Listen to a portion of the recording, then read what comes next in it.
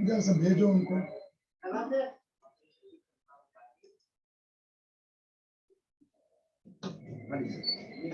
ये सब चला गया।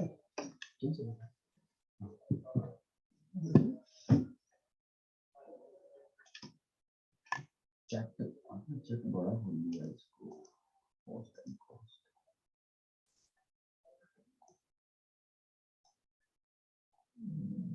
स्पॉटलाइट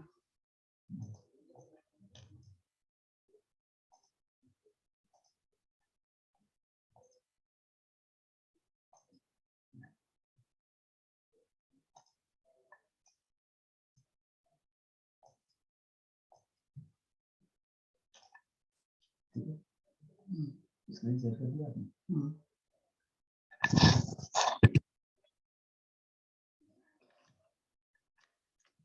शेयर हुई उसमें। वेरी गुड मॉर्निंग बेटा, good morning to all of you. Audio video और स्क्रीन शेयर हो रही है। Good morning to all of you. Audio video और स्क्रीन शेयर हो रही है।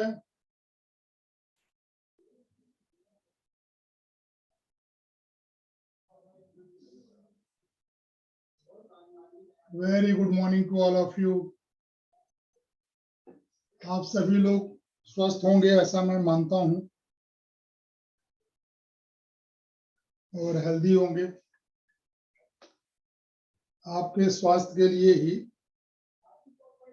सारे बैचेस जो ऑनलाइन किए गए हैं, है ना बेटा, ताकि आप सेफ रहो। पिछले क्लास में सारे बैचेस में हम लोगों ने बात कर ली थी वर्नलाइजेशन की।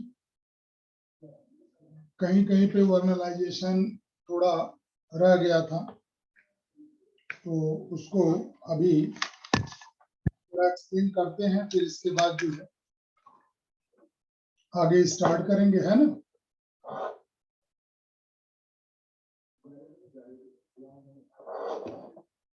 वर्नलाइजेशन, यारोवाइजेशन, ये स्ट्रिंगाइजेशन, ये कई का सब नाम है।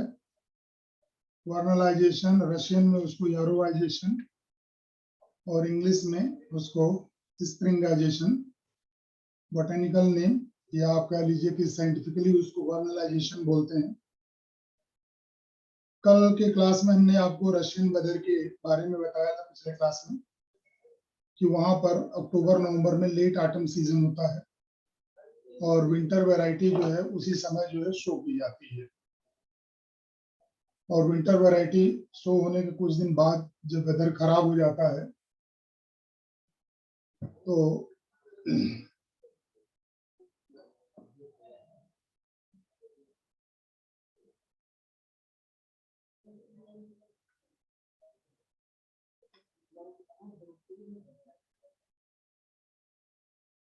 ऑडियो क्लियर आ रहा, ऑडियो वीडियो? अनामिका आप चेक करो, क्लियर आ रहा है? Very good. तो हमने कहा कि थोड़ा सा वर्नलाइजेशन रिवाइज कर देते हैं, फिर इसके बाद सी डॉर्मेंसी और फिर हम लोग शुरू करेंगे मिनरल न्यूट्रिशन, ठीक है?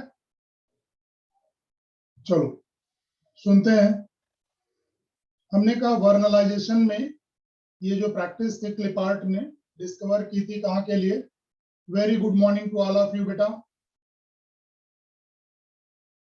हर्ष शेखर सबको आ रही बेटा? अपना कनेक्शन और मोबाइल चेक कर।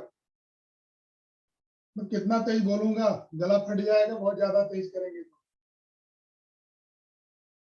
सारे लोगों को साउंड आ रही है?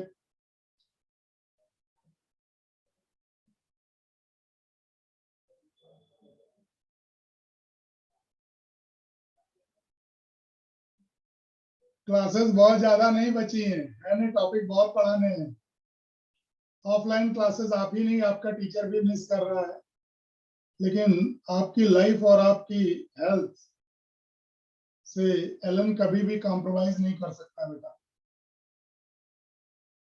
है ना। उसी की वजह से जो है आपका ये क्लास लगा है ऑनलाइन, पर चिंता ना करो, आपका सारा सही चलेगा, कोई दिक्कत नहीं आएगी, है ना। जैसे आप क्लास में समझ रहे हैं तो वैसे ही समझाएंगे। मेजर तो सारे ऑफलाइन होंगे, तब तक सब ठीक हो जाएगा। वैक्सीन लगने वाली बात नहीं है बेटा, अभी वैक्सीनेट हुए हो ना, एंटीबॉडी डेवलप होने में भी कुछ समय लगेगा। उस समय इन्फेक्शन हो गया तो फिर आप बिस्तर पे पड़ जाओगे, है ना, इस वजह से रोका गया। चलो सुनो एक एक पॉइंट को ध्यान से। वर्नलाइजेशन हमने कहा था क्लिपार्ट ने डिस्कवर किया था। आप चैटिंग बंद करो, ध्यान दो क्लास पे। वर्नलाइजेशन को फर्स्ट टाइम क्लिपार्ट ने डिस्कवर किया था किस वेदर के लिए? टेम्परेट जोन के लिए।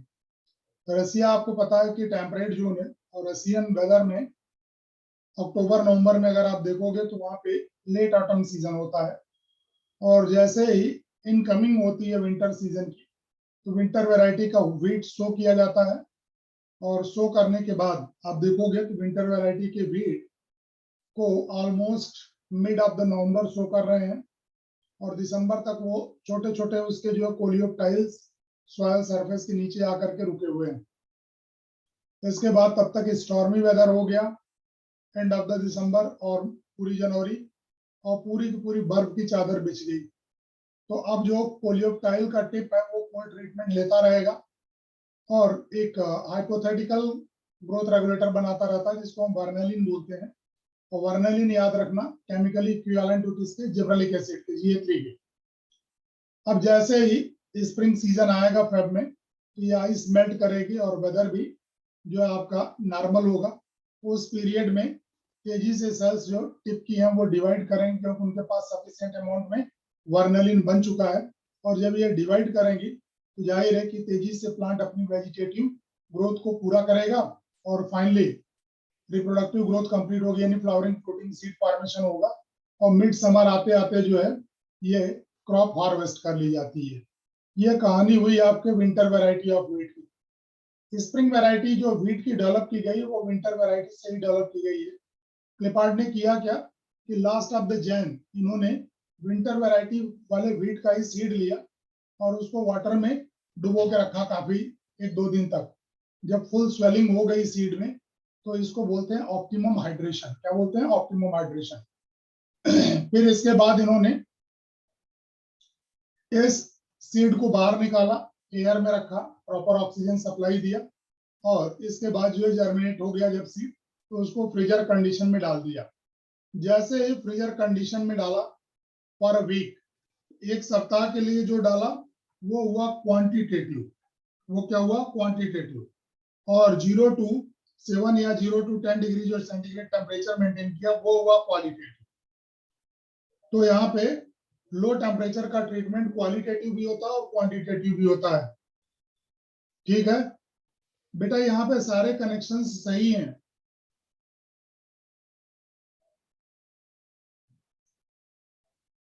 समाबीर, समरवीर, कंबोज, यहाँ पर सारे कनेक्शंस क्लियर हैं और सारे बच्चों को वॉइस क्लियर जा रही है ना? कोई इको की जगह नहीं है, सारी चीज, कुछ भी नहीं चल रहा अगल बगल। ठीक है, तो अब उन्होंने क्या किया, 1 सप्ताह तक इसको फ्रीजर में रखा। फ्रीजर में रखने के बाद इन्होंने पाया ये जो व्हीट है उसको बाहर निकाला 1 सप्ताह बाद, और फेब में इसको शो किया। जब फेब में इसको शो किया गया तो पाया गया कि ये भी प्लांट बहुत तेजी से वेजिटेटिव फेज को कंप्लीट किया, और रिप्रोडक्टिव फेज को कंप्लीट करते हुए जो विंटर वैरायटी का व्हीट था उसी के टाइम पर ये भी क्या किया, फ्लावरिंग, फ्रूटिंग और सीड फॉर्मेशन कर लिया। मतलब क्या हुआ? कोल्ड ट्रीटमेंट दे करके आपने प्लांट की ब्रीडिंग साइकिल को छोटा कर दिया, and that phenomenon is termed as what? Vernalization. क्या बोलते हैं उसी को? वर्नलाइजेशन। अब आप अपने स्लाइड से पढ़ लीजिए। In some plants flowering is either quantitatively or qualitatively dependent on exposure of low temperature. Quality जो 0 to 5 डिग्री सेंटीग्रेड दे रहे हो वो क्वालिटी ऑफ टेम्परेचर हुई, और जो एक सप्ताह के लिए दे रहे हो वो प्रियांशु दवे, क्या दिक्कत आ रही बेटा?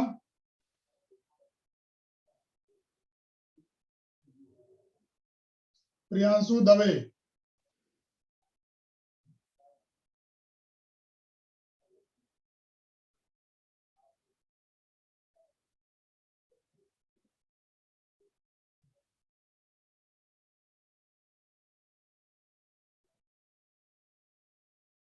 यशिका मित्तल, आप अपना कनेक्शन चेक करो बेटा। यहाँ पे जितने भी बच्चे पढ़ रहे हैं सबको वॉइस क्लियर आ रही है।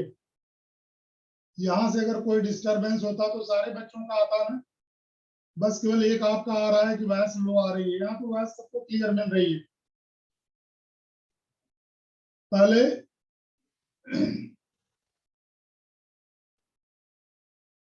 पहले सभी लोग बोले ऑल इज वेल।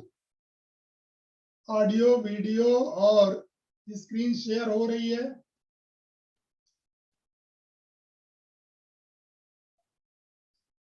सारे लोगों का जवाब आ रहा है ऑल इज वेल।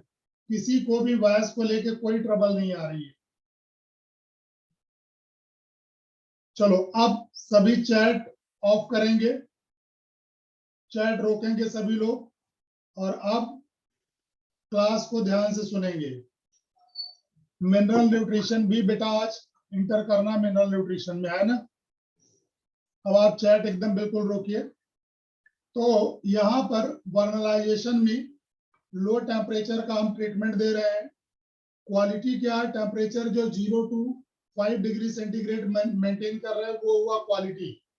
एक सप्ताह के लिए जो है आपने देखा कि ये एक सप्ताह के लिए ये कोल्ड ट्रीटमेंट आपने दिया, वो हुआ क्वांटिटी टेम्परेचर की। तो ये क्वालिटेटिव और क्वांटिटेटिव दोनों जो है एक्सपोजर है। इसी फिनोमिनन को नाम दिया गया था क्या? वर्नलाइजेशन। किसी भी प्लांट की फ्लावरिंग अगर लो टेम्परेचर की क्वालिटेटिव और क्वांटिटेटिव ट्रीटमेंट के जरिए रेगुलेट हो रही हो तो that will be termed as what? Vernalization. Vernalization refers especially to promotion of flowering by a period of low temperature. Vernalization है क्या? लो टेम्परेचर ट्रीट करके लो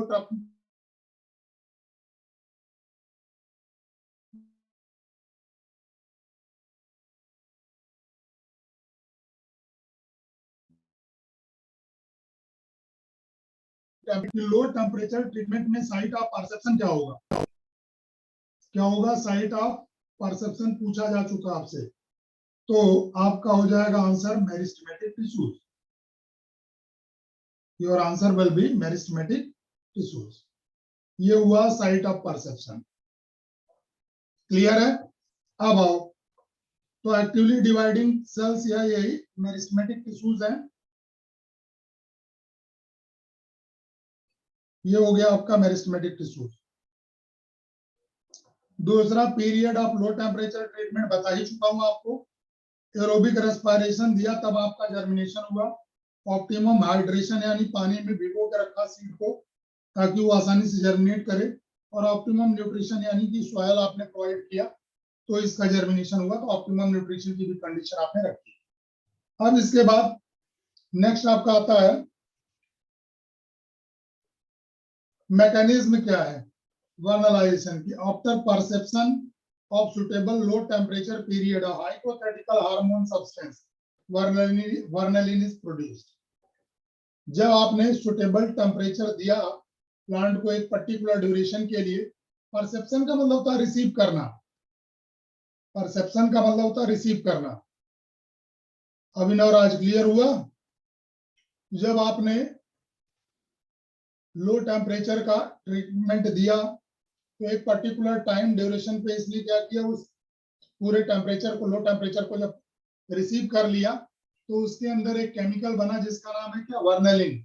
और यही वर्नलिन इसके फ्लावरिंग प्रोटीन को क्या करेगा? प्रमोट करेगा। Example some important food plants wheat, barley और राई। जो वहां पर WRB आपने प्लांट फोटोसिंथेसिस में पढ़ा था वही यहाँ पे भी है, बस यहाँ पे आर का मतलब क्या हो गया बोलो? राई हो गया। ये तीनों क्या है, ये तीनों अपना एक सीजन में ही फ्लावरिंग फ्रूटिंग कंप्लीट करते हैं। तो ये तीनों हमारे क्या बोलो, एनुअल प्लांट्स हैं। एक ही सीजन में इनकी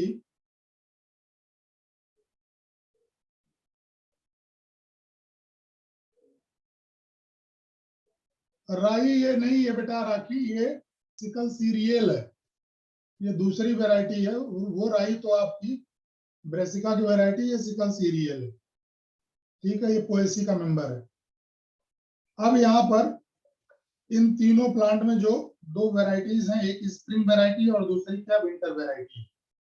अब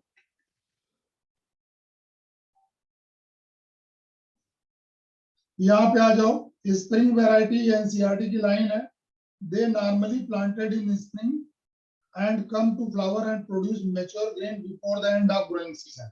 वही इसे आप स्प्रिंग सीजन यानी फेब में स्टो कर रहे हो और end of the growing season तक इनकी मेच्योरिटी आ रही है, यानी अप्रैल मई तक ये मेच्योर हो जा रहे हैं। और विंटर वैरायटी कब शो कर रहा हूं, मैंने पहले ही समझाया, they are planted in late autumn, they germinate and over winter come out as small seedling. Resume growth, कब रिज्यूम कर रहे हैं ग्रोथ को, ग्रोथ रोक के रखे हैं, जब स्टॉर्मी वेदर हो रहा है उस दौरान ग्रोथ को रोक के रखे हैं, और फिर से ग्रोथ को ये रिज्यूम कब कर रहे हैं, मिड समर में कर रहे हैं, ये इंपॉर्टेंट है।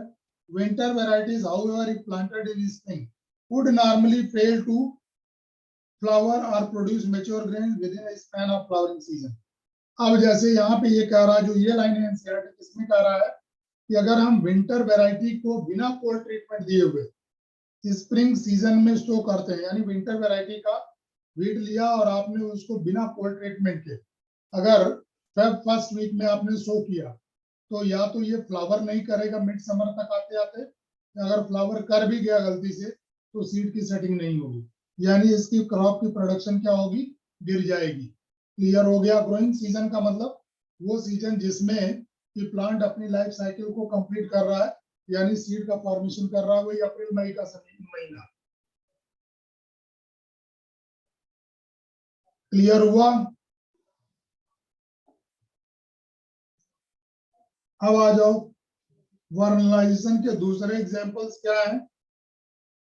बाइनियल प्लांट में भी ये दिखता है, जैसे हमने कहा था ना, एस सी स्क्वायर से याद रखना है, यस फॉर शुगर बीट, एक सी का मतलब कैबेज और दूसरे का मतलब क्या, कैरेट। ये बाइनियल प्लांट्स हैं, यानी इनको अपनी लाइफ साइकिल कंप्लीट करने के लिए मिनिमम 2 सीजन की जरूरत होती है। बाइनियल प्लांट्स को अपनी लाइफ साइकिल कंप्लीट करने के लिए कितने सीजन की जरूरत है, 2 सीजन की जरूरत है। फर्स्ट सीजन में ये क्या करते हैं, फर्स्ट सीजन में अपनी वेजिटेटिव फेज को कंप्लीट करते हैं, और सेकंड सीजन में ये अपनी फ्लावरिंग फ्रूटिंग और सीड सेटिंग को करते हैं। तो ऐसे प्लांट को हम बाइनियल कहते हैं। बाइनियल प्लांट या एनुअल प्लांट पूरे लाइफ टाइम में सिंगल टाइम फ्लावरिंग फ्रूटिंग करते हैं, और इसे आप रिप्रोडक्शन इन ऑर्गेनिज्म चैप्टर में क्लास 12 में पढ़ चुके हैं कि जो प्लांट्स अपने लाइफ टाइम में सिंगल टाइम फ्लावरिंग फ्रूटिंग में जाता है, those plants are termed as what, monocarpic plants. उन प्लांट्स को हम क्या बोलते हैं, मोनोकार्पिक प्लांट बोलते हैं। तो एनुअल प्लांट हो या बाइनियल प्लांट हो, दोनों में फ्लावरिंग फ्रूटिंग सिंगल टाइम होती है, इसलिए इनको हम नाम देते हैं क्या, दे आर मोनोकार्पिक प्लांट्स। तो ये बाइनियल प्लांट्स वही चीज जो हमने अपने को आपको बताया वही है। In first season they germinate, they resume growth and ultimately attain maturity, यानी फर्स्ट सीजन में ये अपनी वेजिटेटिव मैच्योरिटी को अटेन करेंगे, और सेकंड सीजन में जाकर के ये फ्लावरिंग फ्रूटिंग करेंगे और सीड का फॉर्मेशन करेंगे, और उसके बाद फाइनली जब फ्लावर फ्रूट सीड बन गया, फिर फाइनली प्लांट की क्या होगी, डेथ हो जाएगी। ये हुआ बाइनियल प्लांट के बारे में। अब इसका सिग्निफिकेंस सुनो। Vernalization prevents precocious reproductive development late in the growing season and enables the plant to have sufficient time to reach maturity। ये हमने पिछले क्लास में ही बताया था कि प्लांट वर्नलाइजेशन, जो नेचुरल वर्नलाइजेशन चल रहा है, जो विंटर वैरायटी का व्हीट आप देख रहे हो, वो अपने ग्रोथ को लगभग 1.5 महीने तक पाज पे रखा हुआ है। क्या किया हुआ, पाज किया हुआ है, सॉइल के नीचे कोलियोटाइल पड़ा हुआ है, कोल्ड टेम्परेचर को परसीव कर रहा है, और जैसे ही फेवरेबल कंडीशन आ रही है स्प्रिंग सीजन में, वापस से ये तेजी से अपनी वेजिटेटिव मैच्योरिटी को अटेन कर रहा है और फिर फाइनली फ्लावरिंग फ्रूटिंग में चला जा रहा है। अब वर्नलाइजेशन का सिग्निफिकेंस क्या होगा? अगर मान लो कि ये जैसे इंडियन वेदर है, हम लोग सब ट्रॉपिकल जोन में है, तो इंडियन वेदर की तरह से अगर प्लांट आपका जो है दिसंबर में ही वेजिटेटिव मैच्योरिटी पा लेता, क्लियर है, तो उस समय स्टॉर्मी वेदर होता और इसके पूरे के पूरे जो है वेजिटेटिव फेज को क्या करता, डैमेज कर देता। और जाहिर है कि इसमें ये प्लांट कर क्या रहा है, असामयिक, प्रिकॉशियस का मतलब होता असामयिक, समय से पहले, बिफोर टाइम। प्रिकॉशियस का मतलब क्या है, बिफोर टाइम। तो प्लांट इसमें क्या कर रहा है, बिफोर टाइम अपने फ्लावरिंग फ्रूटिंग को रोक के रख रहा है, ताकि फेवरेबल टाइम आने पर फ्लावरिंग फ्रूटिंग कराई जा सके और सीड सेटिंग कराई जा सके। तो वर्नलाइजेशन वो प्रोसेस है जो बिफोर टाइम रिप्रोडक्टिव डेवलपमेंट को रोकता है लेट ग्रोइंग सीजन में, और जैसे ही फेवरेबल कंडीशन रिटर्न बैक होती है तो जाहिर है कि अब इसको सफिशिएंट टाइम मिल गया और ये अपने रिप्रोडक्टिव फेज को भी क्या करेगा, कंप्लीट करेगा। And this is all about your topic vernalization. Confirm हुआ सबको? क्लियर हुआ? ऑनलाइन क्लास में और अपने ज्यादातर बैचेस में ऑलरेडी मैं ये पढ़ा चुका था, ठीक है, वेरी गुड, वेल डन। अब आओ, अगला टॉपिक आता सीड डोरमेंसी। अब सुनो, अगर कोई सीड, ध्यान से सुनना, बहुत इजी है और क्वेश्चन अक्सर उठ जा रहा है एक क्वेश्चन यहां से, और टेस्ट जो है ऑफलाइन भी होगा, निश्चित होगा ऑफलाइन। अभी तो जब तक हालात नहीं सही होते हैं, जब तक बेटा स्टेट गवर्नमेंट की गाइडलाइंस नहीं आएंगी तब तक ऑनलाइन चलेगा। जब उसकी गाइडलाइन आ जाएंगी, यहाँ पर सिस्टम या फैकल्टी से कोई जो है मतलब नहीं है, जैसी गवर्नमेंट की गाइडलाइन होती है वैसे ही इनको चलना पड़ता है। जैसे ही गवर्नमेंट की गाइडलाइन आ जाएगी कि ऑफलाइन शुरू कर दिए जाए, इमीडिएटली आपके ऑफलाइन टेस्ट चालू किए जाएंगे। रीजन ये है कि आपको फाइनली नीट अपना जो ऑफलाइन ही देना है ना, तो वो सारी इंफॉर्मेशन आपको कन्वे होती रहेंगी टाइम टू टाइम। अब आ जाओ सीड डोरमेंसी। हमने कहा कि जब कोई सीड फेवरेबल कंडीशन होने के बावजूद भी जर्मिनेट नहीं कर पा रहा है, तो that will be termed as what, dormancy. क्या बोलते हैं, डोरमेंसी। क्लियर हुआ? अब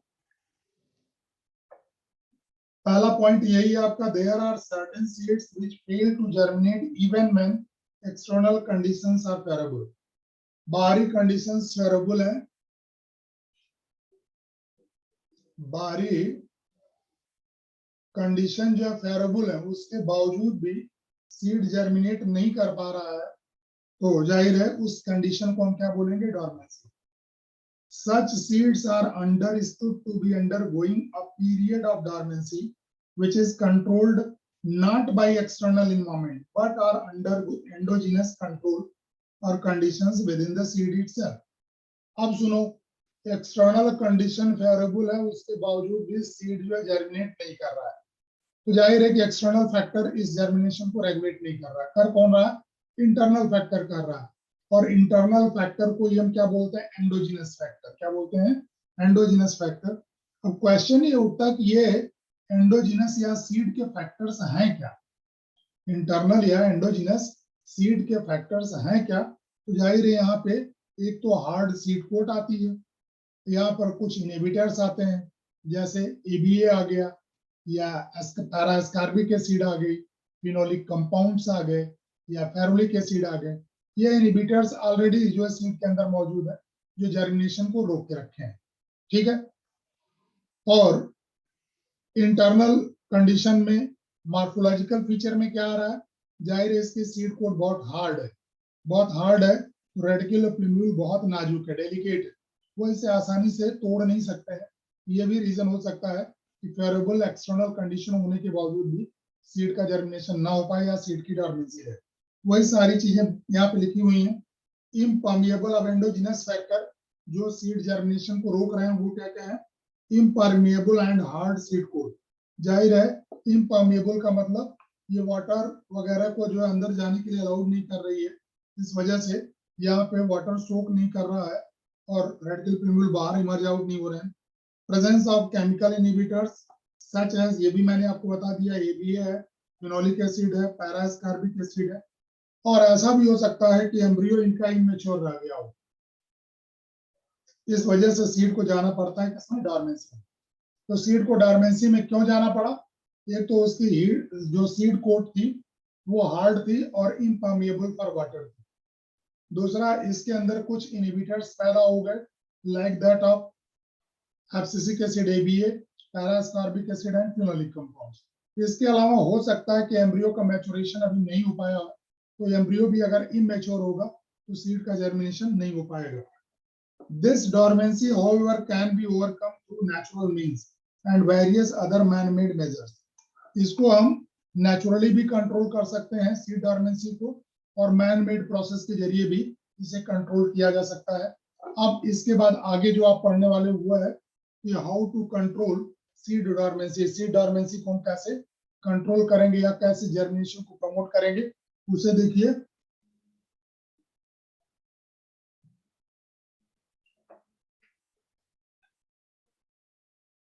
इसमें पहला आता है, ये सारी एनसीईआरटी की लाइन है। For example, the seed coat barrier in some seeds can be broken by mechanical abrasion using knives, sandpaper etcetera or vigorous shaking. अब मान लो कि जो हार्ड आपकी इम्पर्मिएबल सीड कोट है उसे आपको जो है ब्रेक करना है, तो उसको नाइफ से रब कर दीजिए, ठीक है, नाइफ से रब कर दीजिए, या फिर सैंड पेपर से रगड़ दीजिए, या उसको शेकर आता है एक ऑटोमेटेड, उसमें डाल करके तेजी से मूव करा दीजिए, रोटेट करा दीजिए। इन तीनों कंडीशन से क्या होगा कि उसकी जो हार्ड इम्पर्मिएबल सीड कोट है वो रैप्चर हो जाएगी, और इस प्रोसेस को हम बेटा बोलते हैं scarification. That process will be termed as what, scarification. और जब आप लो टेम्परेचर ट्रीटमेंट दे करके डॉर्मेंसी को तोड़ते हो तो इसको बोलते हैं स्ट्रैटिफिकेशन। इसे क्या बोलते हैं, स्ट्रैटिफिकेशन। और ये breaking of hard seed coat है।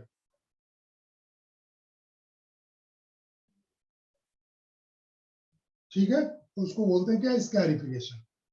एब्रेशन का मतलब होता है रगड़ना, किसी चीज को रगड़ करके हटाना उसको। In nature, these aberrations are caused by microbial action and passes through digestive tracts of animals. अब इसका मतलब समझो।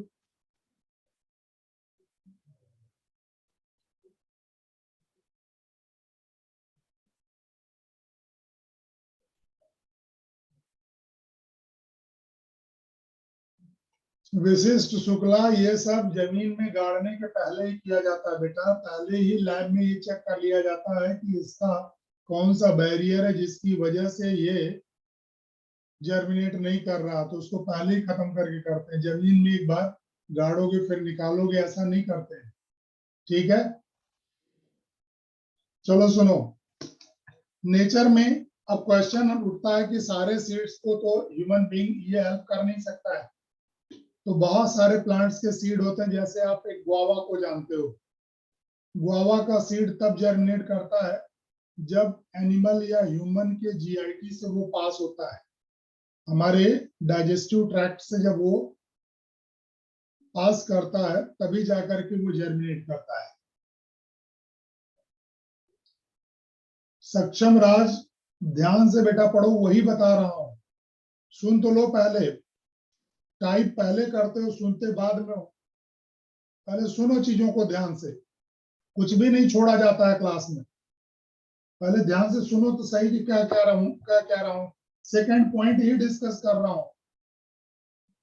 मैंने कहा कि कुछ ऐसे सीड्स होते हैं जो हमारे जीआईटी से या एनिमल्स के जीआईटी से पास होने के बाद ही जर्मिनेट करते हैं।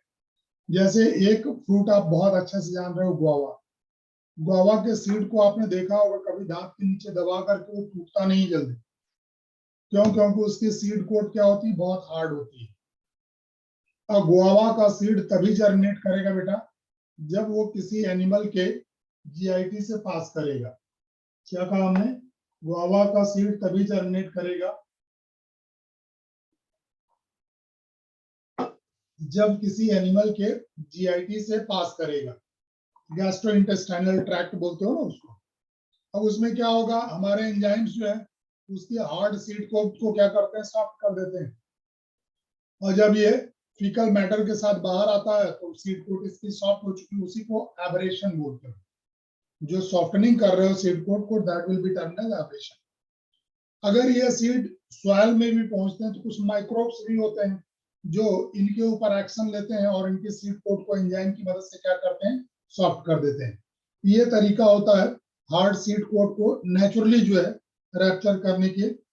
इफेक्ट ऑफ इनहिबिटरी सब्सटेंस, जो इनहिबिटरी सब्सटेंस यानी एबीए हो गया आपका, पैरास्कॉर्बिक एसिड हो गया या फिनोलिक कंपाउंड्स हो गया, इनको जो है रिमूव किया जाता है। The seeds to chilling conditions for application of certain chemicals like gibberellic acid and nitrates. Changing the environmental conditions such as light, temperature and other methods to overcome seed damage. अब सुनो ध्यान से, जो last में कह रहा है वो क्या कह रहा है, जो इनहिबिटरी सब्सटेंस है उनको भी हम हटा करके सीड डॉर्मेंसी को खत्म कर सकते हैं। जैसे फॉर एग्जांपल, सुनो ध्यान सुनो कि सब समझ में आएगा। हम टोमेटो को पैम्पर्ड बेरीज बोलते हैं। क्या बोलते हैं? Pampered berries. ठीक है, कोई अब टाइप करो ना, बहुत टाइप करने का तेरा मन कर रहा था, अब टाइप करो, why tomato is called pampered berries. अब टाइप करो जितना करना है।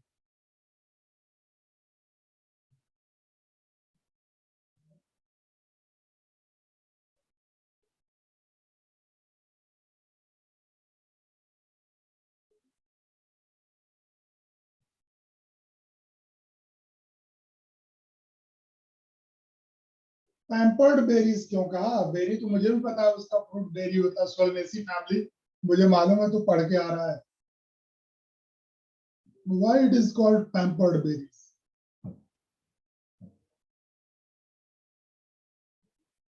श्रुति, गोल गोल घुमाओ मत, मैं पढ़ाते समय घुमाता नहीं हूँ। तहसीन, पैम्पर्ड मीन्स जैसे तेरे पापा मम्मी तेरी पैम्परिंग करते हैं ना, सर्दी हो गई तो अरे बेटा ये दवा खा लो, अम्ब्रेला ले लो नहीं धूप लग जाएगी, बारिश लग जाएगी, दो दो लिहाफ ओढ़ लो नहीं ठंड लग जाएगी, that one is termed as pampering. समझ में आया? टमाटर को प्यार से रखते हैं, अरे वाह वेरी गुड, मुझे मालूम ही नहीं था। हम तो ऐसे ही ले जा करके जो है अपने फ्रिज में रख देते हैं, वेजिटेबल बास्केट में, कभी नहीं प्यार दिखाते हैं उसके ऊपर।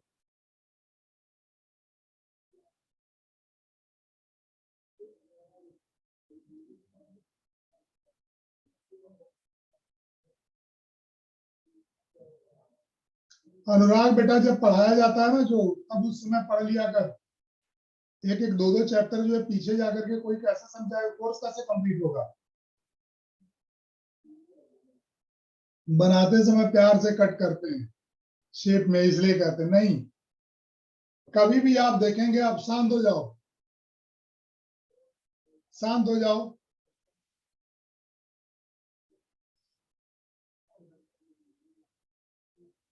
शांत हो जाओ, सुनो, why it is called pampered berries. कभी भी फार्मर को देखोगे, उसका सीड जब शो करता है वो, उस दौरान उसके सीड को खूब, टोमेटो को पल्प ले लेता है, बेहतर क्वालिटी वाला जो टोमेटो होता है, और उसको पल्प के साथ ही रगड़ करके खूब धोता है सीड को। खूब जब जम के धो लेता है तो उसके बाद फिर उसको शो करता है, सब जर्मिनेट करते हैं। और बिना उसको शो वॉश किए हुए अगर शो कर दिया तो नहीं जर्मिनेट करता है। कभी कभी टोमेटो के सीड को आपने दबाया होगा ना, हल्का सा पानी जैसा देखो हाथ में लग जाता है, उसके अंदर वो एक इनहिबिटरी केमिकल होता है जिसका नाम है फेरुलिक एसिड। टोमेटो में क्या मिलता है, पहले वो एनसीईआरटी में दे रखा था, अभी हटा दिया। टोमेटो में जो इनहिबिटरी केमिकल है उसका नाम है क्या? Ferulic acid.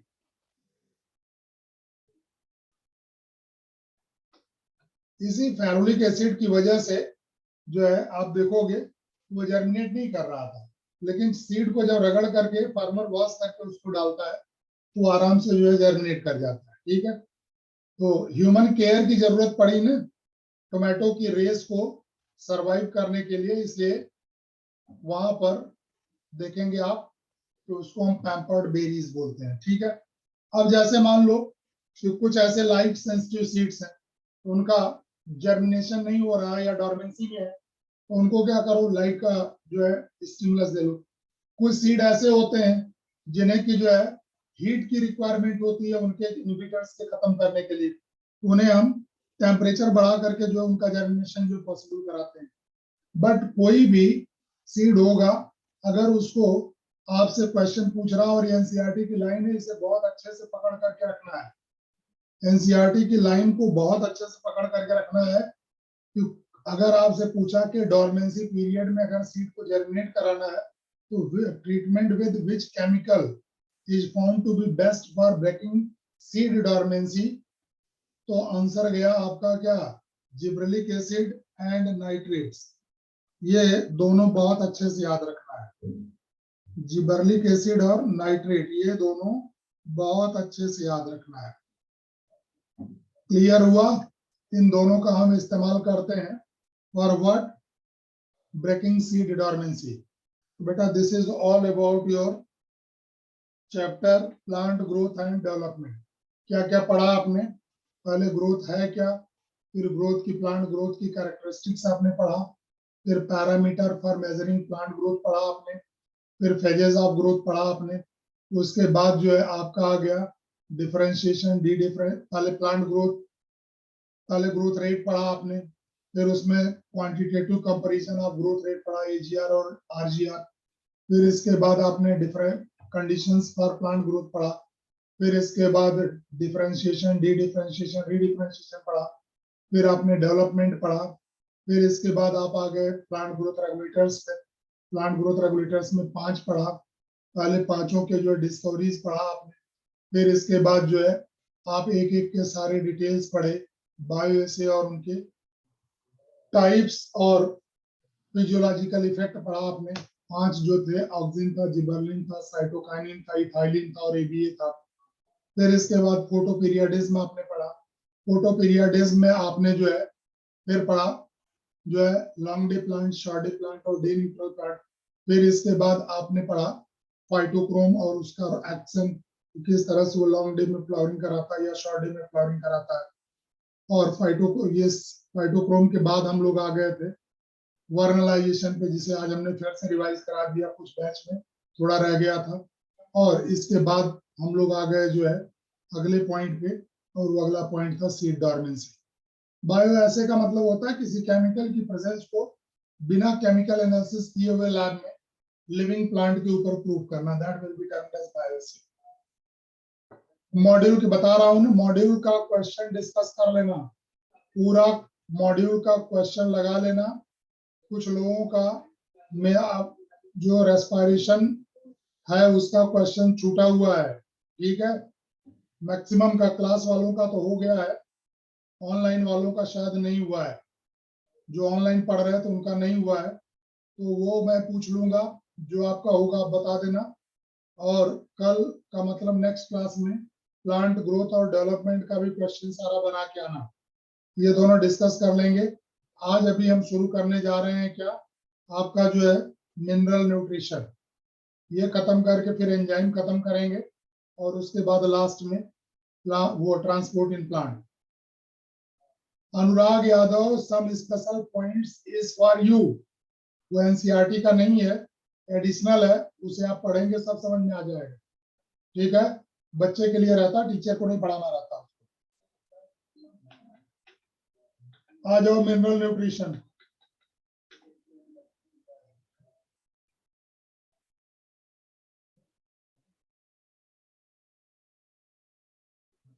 नया टॉपिक शुरू हो रहा है, मिनरल न्यूट्रिशन। इंट्रोडक्शन में आओ। सॉयल में जितने भी मिनरल्स हैं वो प्लांट अपने अंदर रूट के थ्रू क्या करता है, अब्सॉर्ब करता है। और more than 60 types of elements different plant के अंदर अब तक पाए गए हैं। कितने? More than 60 types of elements. NCERT का डेटा याद रखना है। which elements are found in plants can be determined by the method called as analysis. as analysis में करते क्या है, small plant are growing part of a plant. ये हुआ क्या, फ्रेश वेट, इससे वाटर को बाहर निकाल दो पूरा, यानी इसको ड्राई कर दो पूरा, उखाड़ करके इसको 70 डिग्री सेंटीग्रेड पर 1 सप्ताह के लिए रख दो, सारा पानी निकल जाएगा, उसको बोलते हैं क्या, ड्राई वेट। अब एकदम पूरा डिहाइड्रेट हो चुका है, वाटर निकल चुका है। अब इस ड्राई वेट को हम क्या कर रहे हैं, बर्न करेंगे, जला देंगे। जलाने के बाद जितना भी ऑर्गेनिक मैटर होगा वो आपका गैस के फॉर्म में बाहर आ जाएगा। जो चीज आपकी बच गई that will be termed as what, plant ash. क्या बोलेंगे उसको, प्लांट ऐश। और इस प्लांट ऐश के अंदर भरे होंगे, क्या बोलो, इनऑर्गेनिक न्यूट्रिएंट्स भरे होंगे। क्या भरे होंगे, इनऑर्गेनिक न्यूट्रिएंट्स। अब हम लैब में जाकर के इन इनऑर्गेनिक न्यूट्रिएंट्स की एनालिसिस करेंगे। प्लांट ऐश एनालिसिस क्लियर हुई। इस स्लाइड में क्या लिखा हुआ है कि डिफरेंट प्लांट के अंदर 60 डिफरेंट टाइप्स के एलिमेंट्स पाए गए और इनकी प्रेजेंस को हम एनालाइज करते हैं by means of plant ash analysis.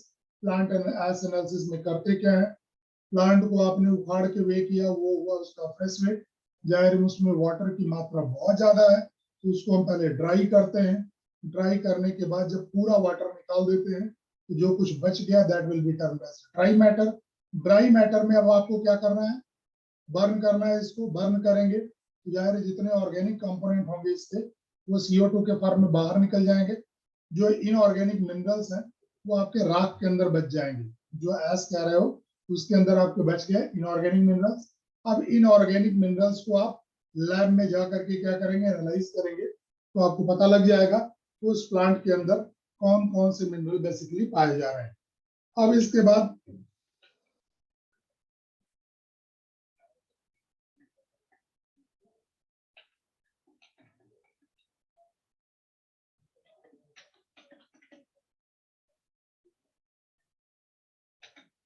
अगला पॉइंट आता है कि हमारे अंदर कितने जो है, किसी प्लांट के अंदर जो है कितने डिफरेंट टाइप्स के जो है मिनरल्स पाए जा रहे हैं। हमने कहा है about more than 60 types of elements are present in the plant body, but only 17 are considered as essential elements. ये हर साल पूछा गया है और इसको याद रखना है। फार्मूला अगर तुम कोई याद किए हो तो याद रखना, कौन पीके सिंह का मग।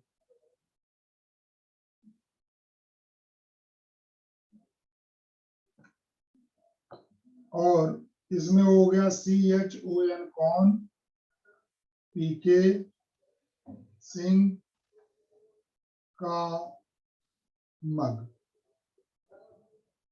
ये हो गया तेरे मैक्रोन्यूट्रिएंट्स। कौन हो गए, मैक्रोन्यूट्रिएंट्स। और दूसरा फार्मूला हमने बना रखा, बोकू मंजन मोकल फैनी। बोकू मंजन मोकल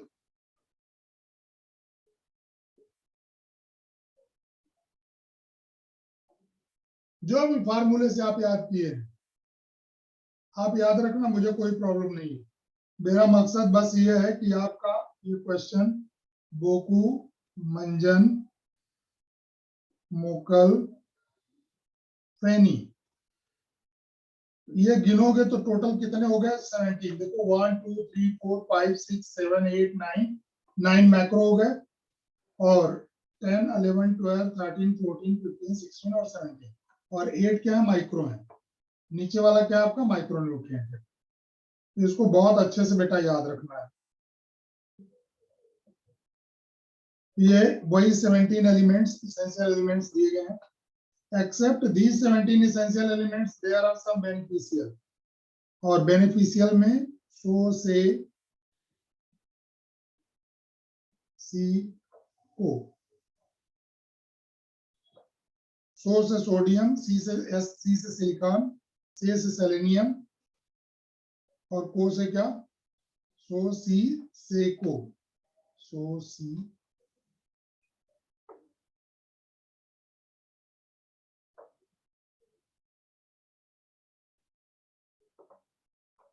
आप जिस फार्मूले से याद किए हैं उसको याद रखिएगा,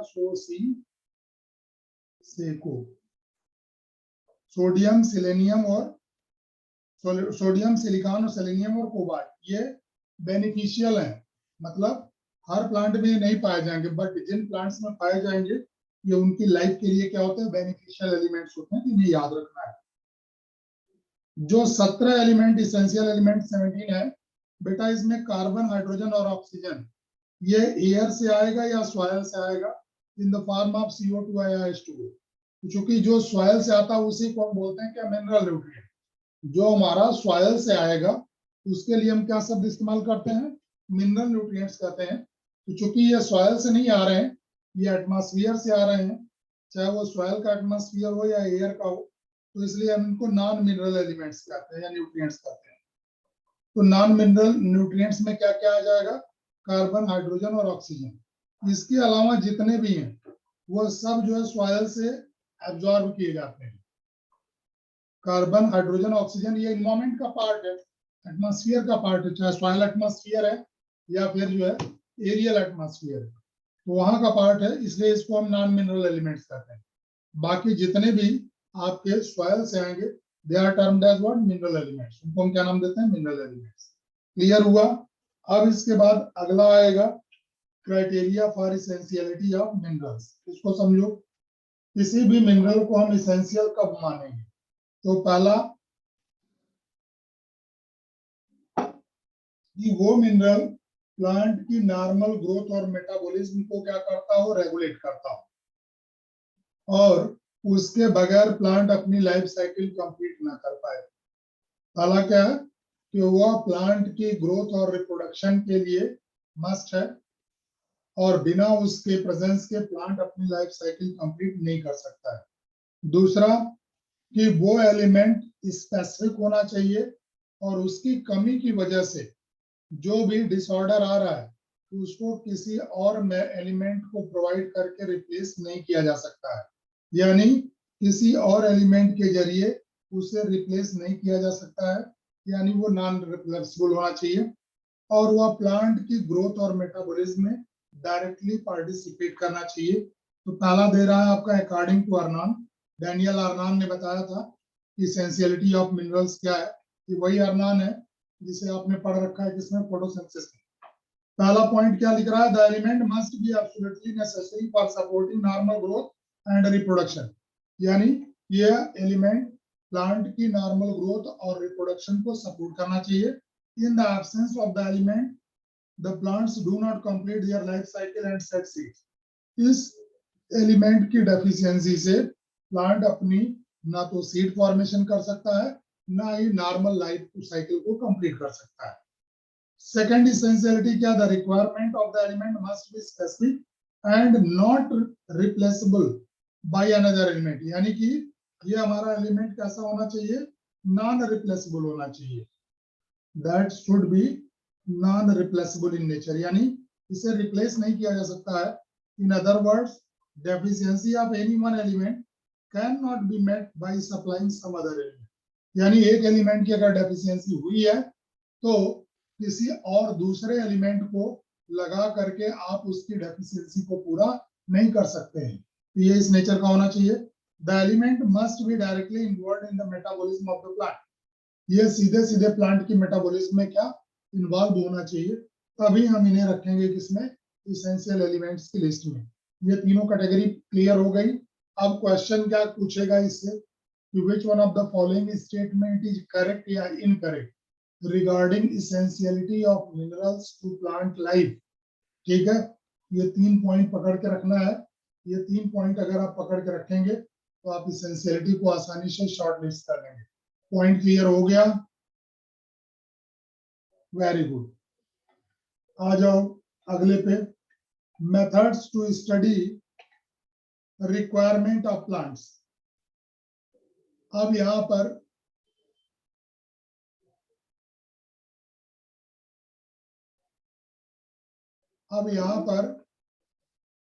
आप अगला पॉइंट जो पढ़ने जा रहे हो वो हाइड्रोपोनिक्स के बारे में पढ़ने जा रहे हैं। इसके बारे में हाइड्रोपोनिक्स के बारे में पढ़ने जा रहे हैं। और हाइड्रोपोनिक्स की टेक्निक बेटा फर्स्ट टाइम प्रपोज किया था किसने? जेवी सॉक्स ने, जूलियस वॉन सॉक्स ने, जो कि एक जर्मन बोटेनिस्ट थे। इन्होंने एक टेक्निक दी थी जिसे हम बोलते हैं सॉइललेस कल्टीवेशन ऑफ प्लांट। जितने भी 17 इसेंशियल एलिमेंट्स हैं उनको इन्होंने स्टेरिलाइज्ड वाटर में डिसॉल्व किया। स्प्लिट कॉर्क या कॉटन की मदद से उन्होंने जर्मिनेटेड सीडलिंग की रूट को उस सॉल्यूशन में डाला। ठीक है, हाँ ये वही वाले हैं जेवी सॉक्स। ठीक है, तो डाला, तो जब डाला तो फिर इन्होंने वेरी गुड लक्ष्य, तो इन्होंने जब उसमें डाला तो पूरा प्लांट की ग्रोथ हुई। और इसी के जरिए किस मिनरल की, बेटा सही है, पहले ध्यान से सुन जो पढ़ा रहा हूं। बीच बीच में चैटिंग करेगा तो भी डिस्टर्ब होगा। तेरे चैट आता तो मेरे को भी देखना पड़ता है ना? तो चैट बहुत ज्यादा कंपलसरी होता। पर मैंने शुरू में ही तरह से प्रॉमिस लिया था ना कि जब पढ़ाऊंगा तो उस दौरान चैटिंग नहीं होगी। सुनो, ध्यान से सुनो। मैंने कहा कि जेवी सॉक्स ने कैसे इसेंशियलिटी ऑफ मिनरल्स और प्लस उनकी कितनी क्वांटिटी रिक्वायर्ड है प्लांट बॉडी में, इन दोनों चीजों को उन्होंने कैसे डिफाइन किया था, कैसे उन्होंने प्रूव किया था, ये सुनो। जेवी सॉक्स ने एक टेक्निक डेवलप की। जो हमारे 17 इसेंशियल एलिमेंट्स हैं उन्हें उन्होंने स्टेरिलाइज्ड वाटर में डिसॉल्व किया। जर्मिनेटेड सीडलिंग्स के प्लांट के, उनके रूट को उसको सॉल्यूशन कल्चर बोलते हैं। क्या बोलते हैं उसको? जो 17 इसेंशियल एलिमेंट्स को आपने स्टेरिलाइज्ड वाटर में डिसॉल्व किया, that will be termed as solution culture. Solution culture के अंदर रूट को डाला, रूट को डालने के बाद उन्हें ग्रो करने दिया। जब वो ग्रो कर लिए तो अब उन्होंने इसके जरिए ये पता लगाया कि किस मिनरल की या किस न्यूट्रिएंट की या किस एलिमेंट की प्लांट बॉडी में कितनी रिक्वायरमेंट, और अगर किसी पर्टिकुलर मिनरल की हम डेफिशिएंसी कॉज कर रहे हैं तो उसके बॉडी में क्या क्या मॉर्फोलॉजिकल चेंजेस आते हैं। And these morphological changes are termed as what? उन्हीं को हम बोलते हैं क्या? Deficiency symptoms. क्या बोलते हैं उनको? They are termed as deficiency symptoms. अब सुनो, वही सारी बातें यहाँ पे लिखी हुई हैं। जेवी socks, a prominent German botanist, demonstrated for the first time that plants could be grown to maturity in a defined nutrient solution in complete absence of soil. The technique of growing plants in a nutrient solution without soil is called as hydroponics. ये मैंने सारा clear कर दिया। फिर by this method essential elements were identified and their functions and deficiency symptoms were discovered. ये भी discuss कर दिया। The nutrient solution must be adequately aerated to obtain the optimum growth. ये बड़ी बात है। समय समय पे एक टेस्ट ट्यूब के जरिए जो है ये अंदर पानी में हवा भरते रहे। जैसे आपने एक्वेरियम में देखा हुआ ना, हवा भरते हुए बुलबुले उठते रहते हैं, अलग अलग तरह के जो है आप जो है वहां पे ऑब्जेक्ट्स डाल देते हैं जिससे बुलबुले निकलते रहते हैं ना। वो क्या करते हैं? आपकी एक्वेरियम को एरेट करते हैं, एयर उसमें ऑक्सीजन की कंसंट्रेशन बढ़ाते हैं। वही इन्होंने भी किया, एक ट्यूब लगा करके बीच बीच में उस सोल्यूशन के अंदर एयर भरते रहे। क्योंकि रूट क्या करेगी? रेस्पिरेशन में वाटर की ऑक्सीजन का इस्तेमाल करेगी, और वो इस्तेमाल अगर हो गई तो आपको पता है कि ऑक्सीजन की अगर डेफिशिएंसी हो जाएगी तो रूट की ग्रोथ रुक गई, और रूट की ग्रोथ होगी तो मतलब प्लांट की भी ग्रोथ रुक जाएगी। इसलिए इसे लगातार जो एरेट करने की जरूरत पड़ती है। अब आओ अगले पॉइंट पे। अगला पॉइंट जेवी सॉक्स का वही मॉडल है। आप देख रहे हो ये कॉटन और स्प्लिट कॉर्क की मदद से एक जो है प्लांट को आपने एक कंटेनर के अंदर जो है फिक्स कर रखा है, और ये इसकी रूट है। एक तरफ फनल में आपने जो है न्यूट्रिएंट्स भर रखा है जिसे आपने स्टेरिलाइज्ड वाटर में बनाया हुआ है, और दूसरी तरफ में आप देखो एरेटिंग ट्यूब आपने डाल रखी है। यहाँ से हम समय समय पे क्या करेंगे? एयर को फिल करते रहते हैं, और ये जब प्लांट ग्रो करेगा तो जाहिर है कि न्यूट्रिएंट्स आपके अंदर जो है इस सॉइल सॉल्यूशन में न्यूट्रिएंट्स की डेफिसिट होती रहेगी। उस डेफिसिट को फुलफिल करने के लिए फनल के थ्रू जो हम क्या करेंगे, जो हमने सोल्यूशन कल्चर बनाया उसको लगातार ऐड करते रहते हैं। तो न्यूट्रिएंट आराम से, अब इधर एरेटिंग ट्यूब की वजह से एरेशन हो रहा है और न्यूट्रिएंट्स भी आ रहा है, जो प्लांट यहाँ से न्यूट्रिएंट एब्जॉर्ब कर ले रहा है वो वहां से वापस आ जा रहा है। मैंने आपको कहा कि बिना सॉइल के, अगर किसी इस केस में आप कोई सॉइल देख रहे हो, कहीं पे सॉइल आपको दिख रही है, तो बिना सॉइल के अगर हम कहीं पर प्लांट को कल्टीवेट कर रहे हैं, ग्रो करा रहे हैं, उस टेक्निक को नाम दिया गया क्या, हाइड्रोपोनिक्स। क्या बोला गया, हाइड्रोपोनिक्स। क्लियर हुआ, यही हाइड्रोपोनिक्स का ये आपका जो है लैब सेटअप है। फनल से एयर कैसे निकलेगी बेटा, एयर तो इसमें डिजॉल्व है ना, एयर तो वाटर के अंदर डिजॉल्व है ना, ऑक्सीजन तो कैसे निकलेगी। एरेशन टाइम टू टाइम करेंगे इसमें। बाकी जो आपका कॉमर्शियल लेवल का प्रोजेक्ट है उसमें हम जो है लगातार करते रहते हैं, वो भी अभी बता रहा हूं, पहले एक समझिए। ये क्लियर हुआ। तो अगला पॉइंट लिख रहा है, hydroponics has been successfully employed as a technique for the commercial production of vegetables like tomato, seedless cucumber और लेट्यूस। आजकल हम किचन गार्डन में आप देखेंगे, बड़े बड़े शहरों में किचन गार्डन में लोग जो है इसके थ्रू जो है अपनी कुछ वेजिटेबल्स को उगा रहे हैं। उसमें टोमेटो है, सीडलेस कुकुम्बर है और लेट्यूस, सलाद पत्ता को बोलते हो। तो ये प्रैक्टिस सबसे ज्यादा पॉपुलर कहाँ पे है, इजराइल में। इजराइल में हाइड्रोपोनिक्स में सबसे ज्यादा जो है काम हो रहा है, क्योंकि वहां पे आपको पता है कि सॉइल नहीं है, जाहिर है वो अपने फूड डिमांड का ज्यादातर हिस्सा इससे बना रहे हैं, पैदा कर रहे हैं। ठीक है, आप सुनो। लेट्यूस, सलाद पत्ता को प्राची भारती बोलते हैं, बताया था ना। लेट्यूस, लेट्टुका सटाइवा, रोज बोल्टिंग पढ़ाते समय बताया था ना। एक ही चीज को 5 बार पूछती रहती, पढ़ लिया कर घर पे एक आध बार। जो क्लास में पढ़ाया जाता है घर पे जाके देख लिया कर एक आध बार। बोल्टिंग पढ़ाते समय हमने कैबेज और लेट्यूस का नाम लिया था ना, सलाद पत्ता बताया था ना, वही है लेट्यूस। अब आओ इसको कमर्शियल स्केल पे कैसे ग्रो करते हैं ये समझो। हाँ, रूट हमेशा सोल्यूशन में डिप रहेगा, तभी तो यहाँ से एब्जॉर्ब करेगा। यहाँ पर एक पाइप लिया आपने और इस पाइप के अंदर जो है सपोर्ट के जरिए ढेर सारे प्लांट्स को आपने लगा दिया। इसका डिटेल ये दिखाया हुआ है। अब क्या करोगे, एक आपका टब है, टब के अंदर आपने 17 एसेंशियल एलिमेंट्स का जो है स्टेरलाइज्ड वाटर में जो है सोल्यूशन बना रखा है, और इस छोटा सा पंप आपने लगा दिया है और इसे इलेक्ट्रिकली ऑपरेट कर दिया है। जब यहां से ये पंप इस सोल्यूशन को इस ट्यूब से पास करेगा, जाहिर है सारे प्लांट की रूट आप देख रहे हो इस तरह से सोल्यूशन में पड़ी हुई है। तो ये जो आपका सोल्यूशन कल्चर है वो क्या करता है, रूट को वॉश करते हुए फिर से वापस लौट आता है। तो अब इसमें होगा क्या कि रूट के पास से ये सोल्यूशन कल्चर गुजर रहा है, रूट उसमें डिप है, तो आसानी से वो क्या करेगा,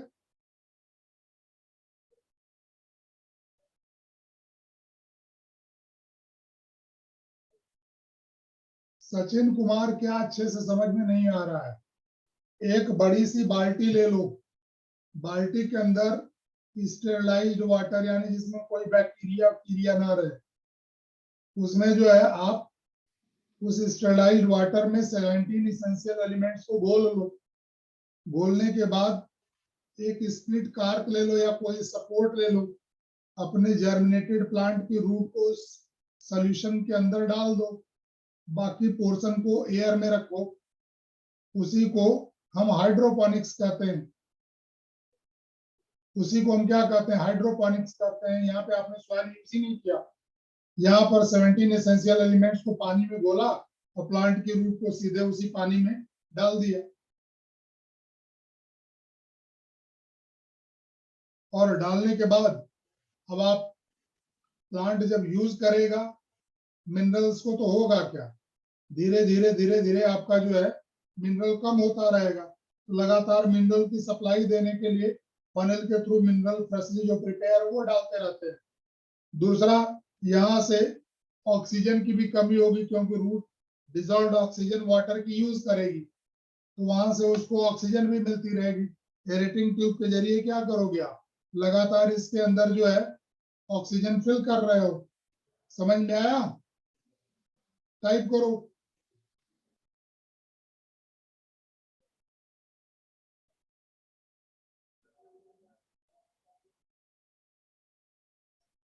अब ये तो आपका लैब का था हाइड्रोपोनिक्स, बिना सॉइल के आपने प्लांट को ग्रो कराया।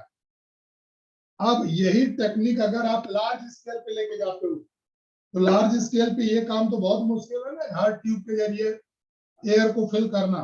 अब उसके लिए क्या करते हैं, एक जो है स्टील की ट्यूब बना लेते हैं, उसमें होल कर देते हैं और कॉर्क की मदद से प्लांट को इसमें इस तरह से अटैच करते हैं ताकि रूट जो है इस ट्यूब के अंदर रहे। अब एक बॉक्स ले लेते हैं, एक बॉक्स बना लेते हैं और इस बॉक्स के अंदर जो सोल्यूशन कल्चर डाल देते हैं, इसमें पंप लगा देते हैं और ये इलेक्ट्रिक के जरिए जो है ऑपरेट होता है। स्विच ऑन किया आपने, पंप क्या करेगा, सोल्यूशन कल्चर को इस ट्यूब में पंप करेगा और इस ट्यूब में जब ये पंप करेगा तो इस ट्यूब के अंदर ये दिखाया हुआ है कि रियल में इस ट्यूब की क्या कंडीशन है। अंदर आप देख रहे हो सोल्यूशन इसमें पूरा जो 17 इसेंशियल एलिमेंट है वो यहाँ से फ्लो कर रहे हैं, तो रूट के से हो करके ये गुजर रहे हैं। रूट क्या करेगा, इन्हें एब्जॉर्ब करेगा, प्लांट जो बल्क में कमर्शियल स्केल पे ग्रो करेंगे। ये हाइड्रोपोनिक्स की टेक्निक ऑन कमर्शियल लेवल है। और ऊपर वाली जो लैब लेवल की है,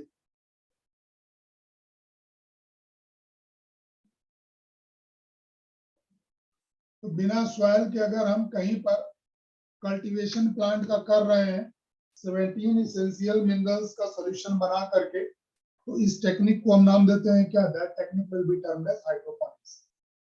ये स्लाइड क्लियर हुई हाइड्रोपोनिक्स की? Type fast.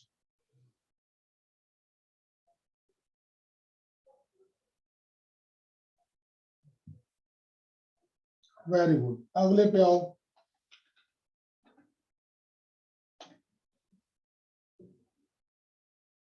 अब आ जाओ क्लासिफिकेशन ऑफ न्यूट्रिएंट्स। न्यूट्रिएंट्स का क्लासिफिकेशन और बेसिस हम क्या ले रहे हैं, फंक्शन की बेसिस पे कि ये प्लांट बॉडी में फंक्शन क्या परफॉर्म करते हैं।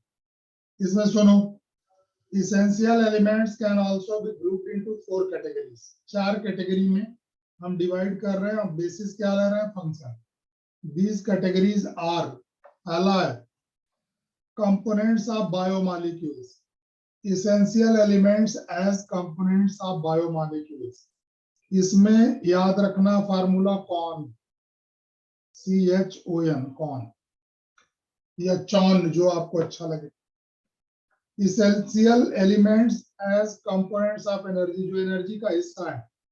तो आपको पता है एनर्जी दो ही जगह से मिलती है, एक तो क्लोरोफिल सनलाइट की एनर्जी ला रहा है और दूसरा एटीपी में फास्फोरस के फॉर्म में एनर्जी है। तो मैग्नीशियम हुआ आपका क्लोरोफिल में और फास्फोरस हुआ किसमें, एटीपी में। आपसे पूछ लिया कि which one of the following is considered as parts of energy elements, तो आंसर दो दो का करके दिया हुआ है। उस पेयर को आपको सेलेक्ट करना जिस पेयर में आपका मैग्नीशियम हो और फास्फोरस हो। क्या हो, मैग्नीशियम और फास्फोरस। ये स्लाइड क्लियर हो गई? वेरी गुड, अगली स्लाइड पे आओ। अगला दे रहा है एसेंशियल एलिमेंट्स दैट एक्टिवेट और inhibit enzymes, manganese, zinc, molybdenum. ये यहाँ पे एनसीईआरटी ने इसको लिख रखा है। मैग्नीशियम आयन, अभी एंजाइम में भी आपको ये बात पढ़नी है मेटेलिक एक्टिवेटर्स में। मैग्नीशियम आयन याद रखना, रुबिस्को का और पेप्केज का, दोनों का मेटेलिक एक्टिवेटर है। और ये क्रिटिकल एंजाइम है किसमें, CO2 फिक्सेशन में। रुबिस्को और पेप्केज, पेप्केज आपको पता है कि C4 फोटोसिंथेसिस में यूज हो रहा है और वहीं पे रुबिस्को दोनों में यूज हो रहा है। तो इन दोनों का मेटेलिक एक्टिवेटर क्या हुआ बोलो, मैग्नीशियम आयन। वहीं पे जिंक को देखोगे, ये अल्कोहल डिहाइड्रोजिनेज का मेटेलिक एक्टिवेटर होता है। एनसीईआरटी ने ये दे रखा है और पूछा भी गया है, याद रखना है। मॉलिब्डेनम आगे पढ़ने वाले हो, एक एंजाइम है आपका नाइट्रोजिनेज। जो नाइट्रोजन फिक्सेशन करेगा, जो एटमॉस्फेरिक नाइट्रोजन को जो अमोनिया में कन्वर्ट करता है, उस नाइट्रोजिनेज का मेटालिक एक्टिवेटर क्या बोलो, molybdenum is metallic activator of nitrogenase. Some essential elements जो ऑस्मोटिक पोटेंशियल मेंटेन करते हैं सेल के अंदर, यानी ऑस्मोटिक कंसंट्रेशन को बैलेंस करने वाले में लिस्ट याद रखना है क्या, पोटेशियम एंड क्लोराइड। क्या लिस्ट हो जाएगी, पोटेशियम एंड क्लोराइड। यह स्लाइड क्लियर हो गई पूरी, type fast.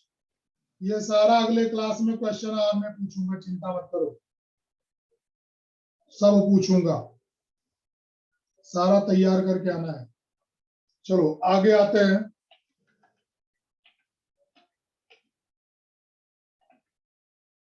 On the basis of quantity,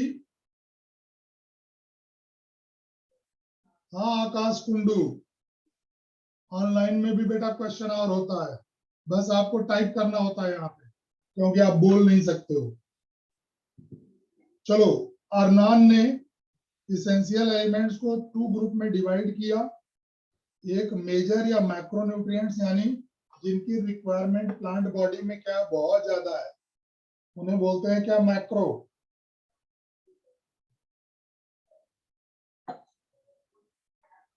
और जिनकी रिक्वायरमेंट प्लांट बॉडी में कम होती है, उन्हें बोलते हैं क्या, माइक्रो।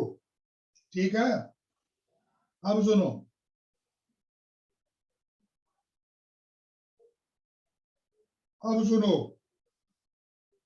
अगर हम मैक्रो न्यूट्रिएंट की कंसंट्रेशन नीट पूछेगा तो ये पूछेगा कि अगर कोई न्यूट्रिएंट की रिक्वायरमेंट ड्राई मैटर में मोर देन 10 मिलीमोल पर केजी ड्राई मैटर है, तो कौन सा मैक्रो न्यूट्रिएंट होगा।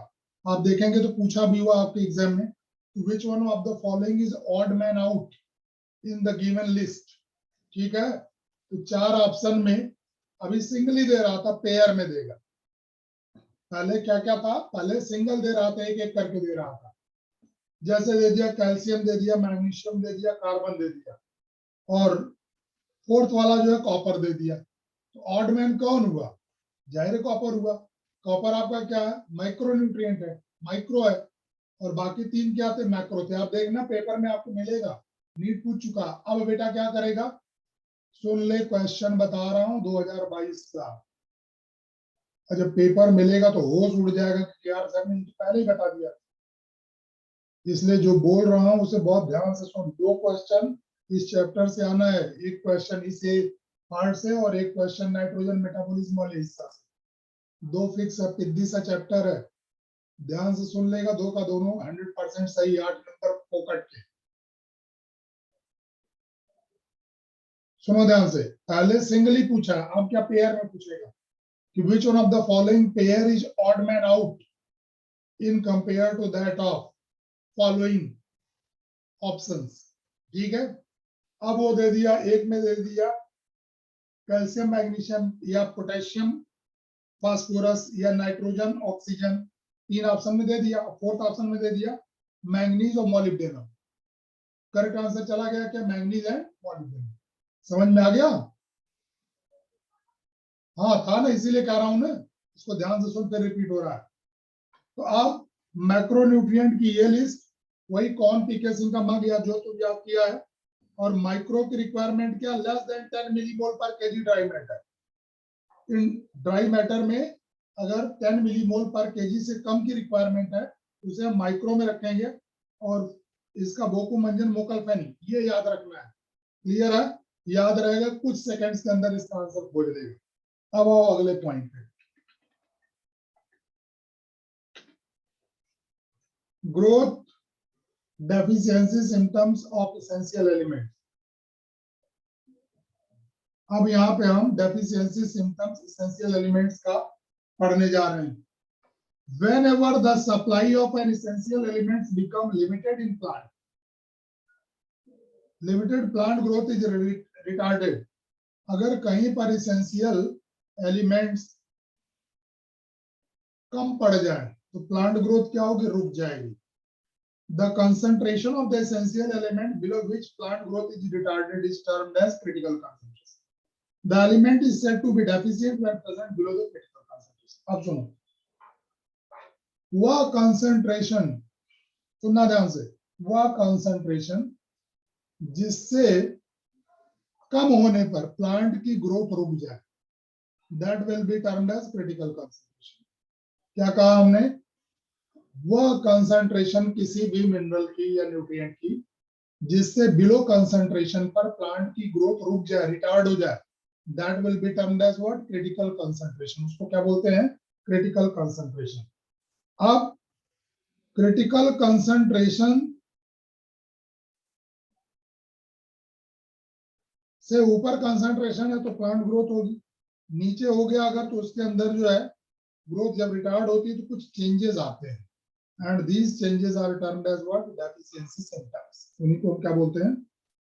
जब क्रिटिकल कंसंट्रेशन से कम कंसंट्रेशन होने पर प्लांट के अंदर ग्रोथ रिटार्ड होती है तो उसकी वजह से प्लांट के अंदर कुछ सिम्टम्स दिखाई देते हैं, and these symptoms are termed as what? Deficiency symptoms.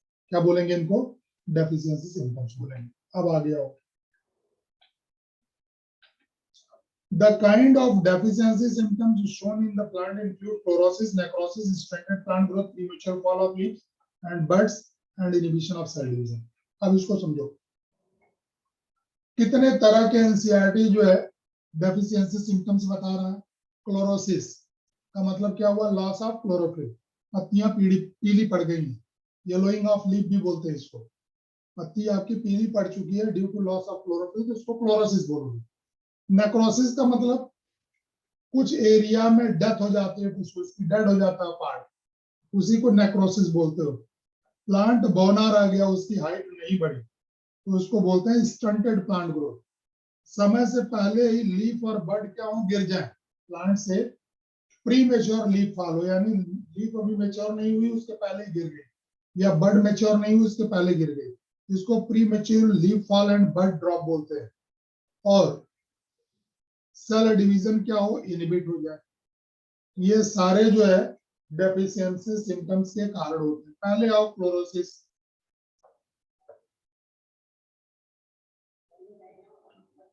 Chlorosis is the loss of chlorophyll, अभी बताया, yellowing in leaves. This symptom is caused by the deficiency of NK, MGS, Fe, Mn, Zn, Mo। इसका formula हमने बनाया है NK sink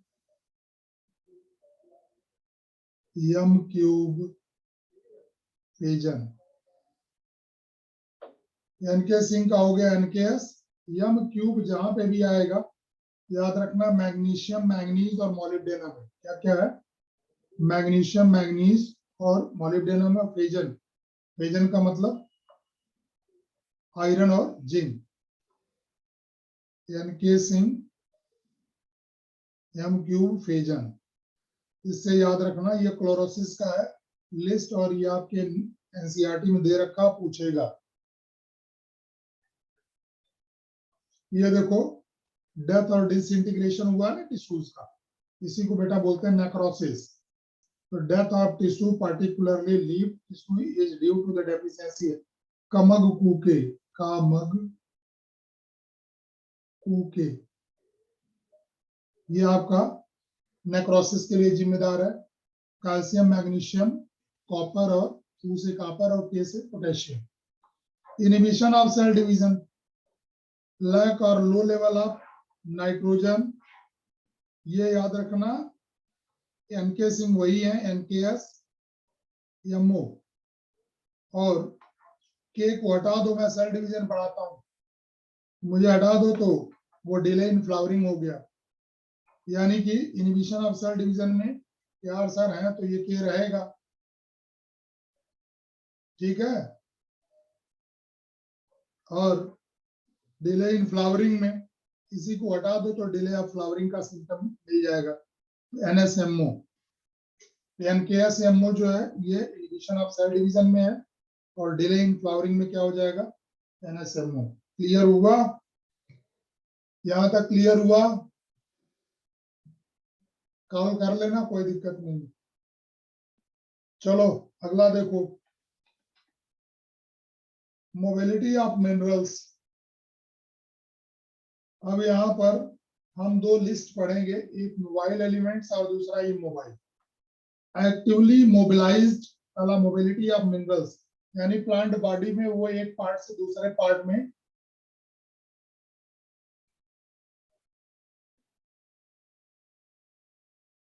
ठीक है, plant के एक पार्ट से दूसरे पार्ट में कैसे न्यूट्रिएंट्स या मिनरल्स मूव कर रहे हैं, उसी को मोबिलिटी ऑफ मिनरल्स वाले चैप्टर में पढ़ेंगे।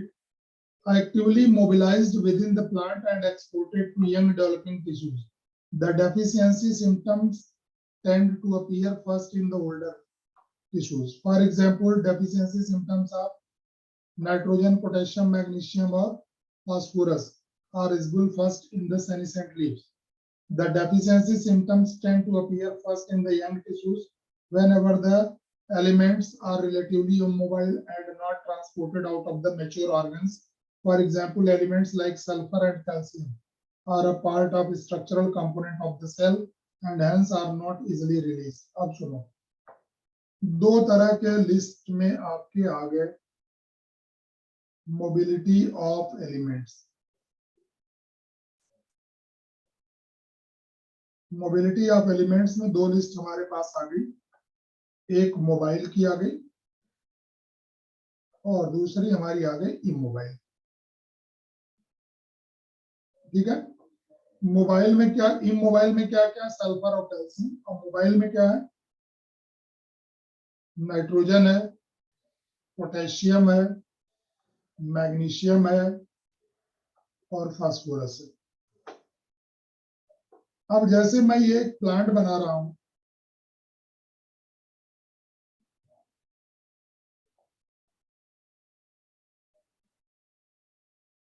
ये इसकी ओल्डर लीव्स है और ये यंगर लीव्स है टिप पे।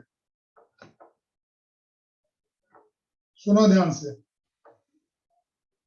अगर सॉइल के अंदर मोबाइल एलिमेंट की डेफिसिट हो रही है, मोबाइल एलिमेंट की डेफिसिट या सॉइल के अंदर हो रही है, तो अब ये एलिमेंट्स क्या करेंगे, ओल्डर लीव्स क्या करेंगी, मोबाइल एलिमेंट्स को अपने अंदर से ट्रांसपोर्ट करके यंगर लीफ को दे देंगी। तो यंगर लीफ के पास तो मोबाइल एलिमेंट पहुंच गया, पर सॉइल से क्या इनके पास आया, नहीं आया। तो यहां पर जो डेफिशिएंसी सिम्टम होगा, फर्स्ट अपीयर्स इन पूछेगा, तो answer deficiency symptom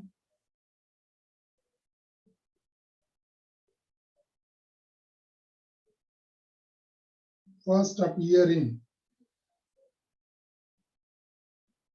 older leaf.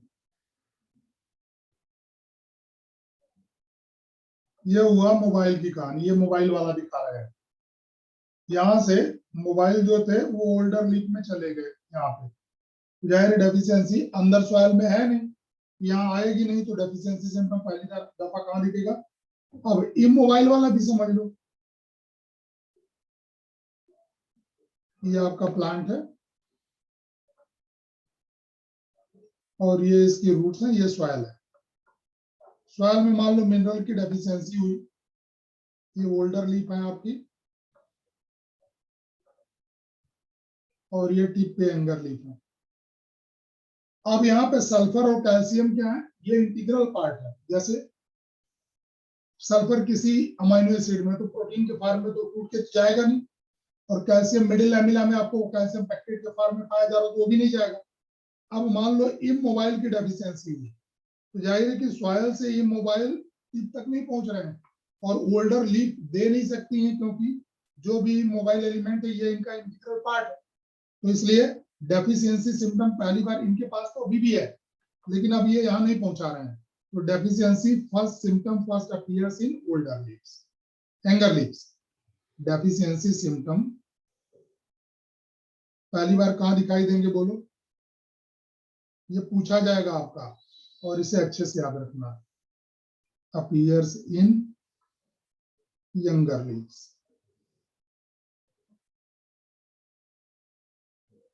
Immobile में कैल्शियम है और सल्फर।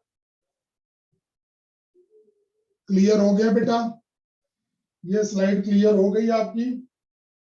चलो अब आपको हैंडआउट्स भेज रहा हूं, ठीक है, और अगले क्लास में यहां तक पूरा याद करके आना है। सबको क्लियर है?